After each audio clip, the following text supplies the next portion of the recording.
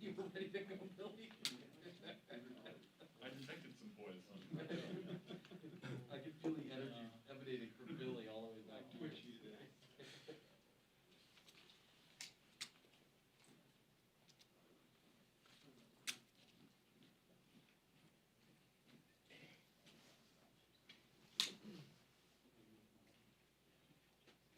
Jackie. Jackie. There's some back here on this pillar.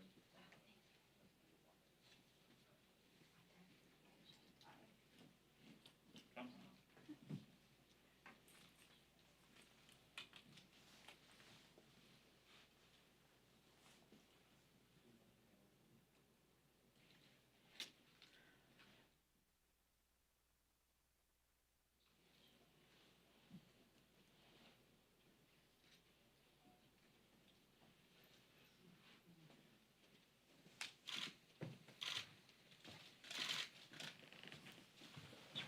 I guess it's still good morning. This week, the United States completed the process of transitioning to a new president. I want to again congratulate President Biden and Vice President Harris. I want to also thank President Trump and Vice President Pence for their service to our country. Also acknowledge the many achievements that their administration was able to achieve. In just 4 years, we were able to build the greatest American economy we've seen in a generation. Strengthen our military, passed historic peace deals, secured our southern border, and ratified the United States-Mexico-Canada trade agreement. While there was change of the political party in the White House, the problems that we need to address still impact America. Our Republican, Democrat, and independents alike need to work together. President Biden takes over at a time when America needs to get back to work, get their kids back to school, and get every American vaccinated who wants one. This is an immediate national priority. So we must ask if the plans from the Biden administration are helping the American people who need it most. Are we helping businesses reopen and getting America back to work? Are we helping students get back into the classroom after many and millions of these kids have been learning from behind computers for almost nearly a year? Are we helping individuals, especially our most at-risk population, gain access to a vaccine? That is why I was disappointed to see within hours of assuming office, the new administration was more interested in helping illegal immigrants than helping our own citizens. More interested in virtue signals to the climate activists than supporting the union workers who were building the Keystone Pipeline. And more interested in appeasing the WHO than getting to the bottom of how China released this virus to the world in the first place. In fact, just this week, a panel established by the WHO itself said the organization failed to act quickly at the start of the pandemic. Instead of demanding leadership change and reforms, unfortunately, it's the wrong signal that the Biden administration is rewarding failure. These are the wrong priorities at the wrong time. Americans need our help at home, and that's where our focus must remain. That means Congress needs to step up as well. But instead, I just heard the majority party is now telling us to go home. One day into a new administration. One day. Well, they're the majority in the House, and they just became the majority in the Senate, and they were just sworn in the White House. They tell us to go home. Already canceling scheduled work week next week. I can promise you this. When Republicans are in the majority, we will not take the first week off. We'll keep the commitment to America that we promised, and that's exactly what we'll do. Republicans are here ready to work, ready to make sure that we get business back open again. We get kids back in school, and we get a vaccine to every person who wants one across America. To me, that is a unity agenda. To me, that's the priority that Americans want to see coming out of Washington. You can't achieve that if you tell people to go home and not work. You can't achieve that if your focus is more on the Paris Accord, ending a Keystone Pipeline. Those are not the achievements that I think America wants to see out of Washington and unity. With that, let's take some questions. Yes, ma'am.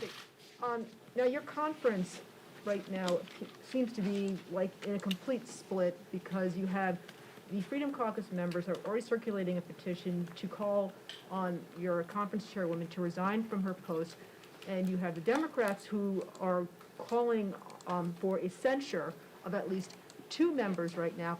Will your conference come together to stand behind those 2 members who are being called on to be censured? And where are you right now as far as the leadership is concerned, since there is a split as far as you guys are concerned on impeachment? Is there going to be any unity whatsoever going forward into this Congress? You know, what's different within our party and maybe with others, people have difference of opinion.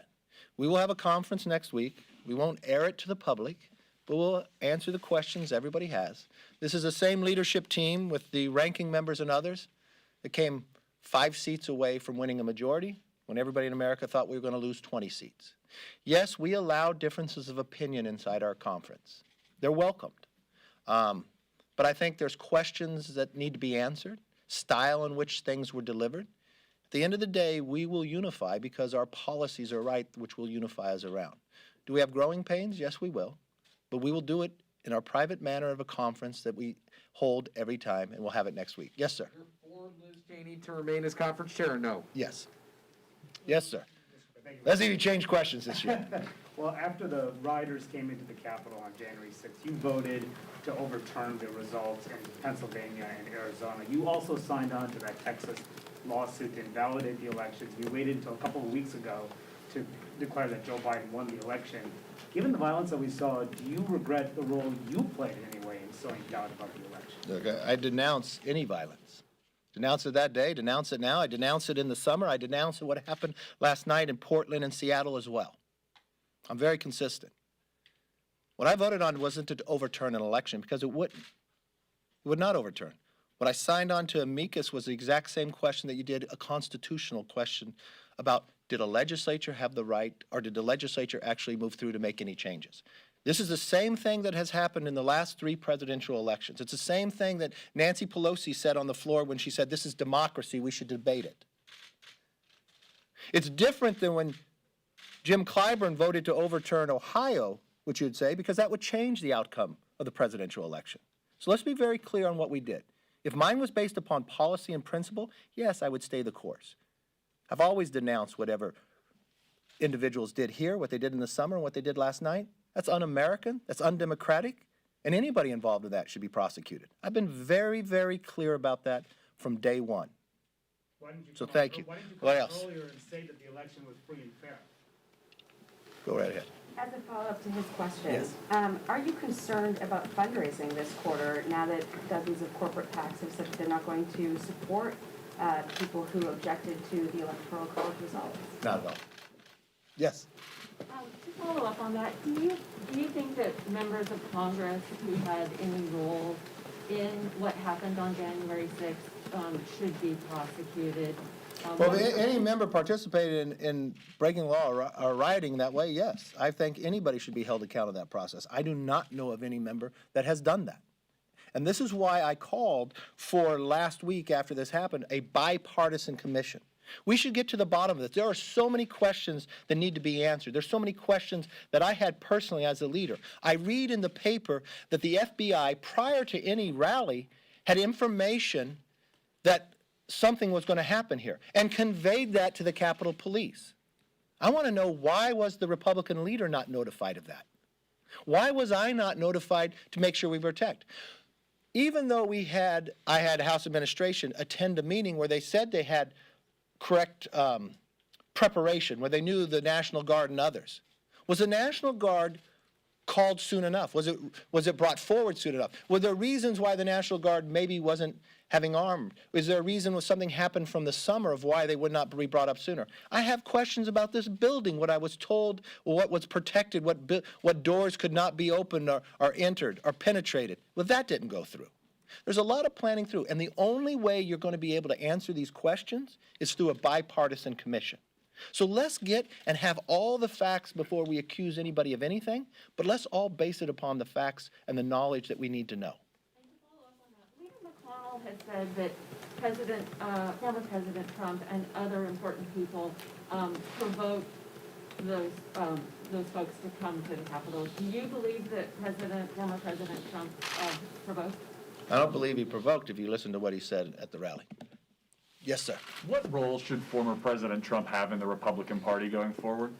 Look, going forward, every former president still has a role within their party for the time basis. This president brought a lot of great success within. He brought people to the party that haven't been involved before, and he should continue to engage in that way. But the one thing, I got to ask a question earlier about what should the Republican Party focus or who should be the leader within the party.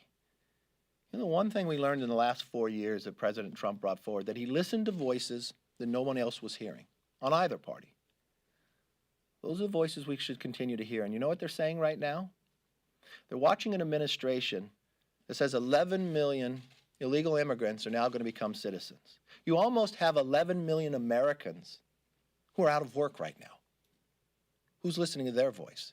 Or to the millions of parents out there that want to have their children go back to school to have an education. Who's championing for them?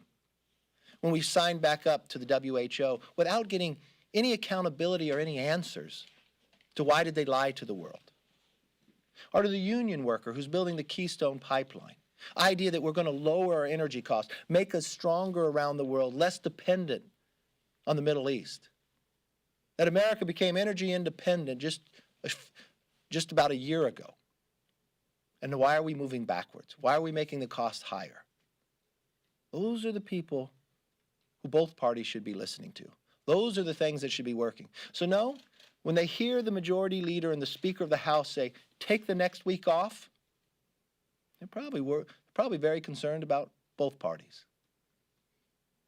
When they hear that the first actions that we take aren't about getting the economy moving again, they're wondering who's listening in Washington.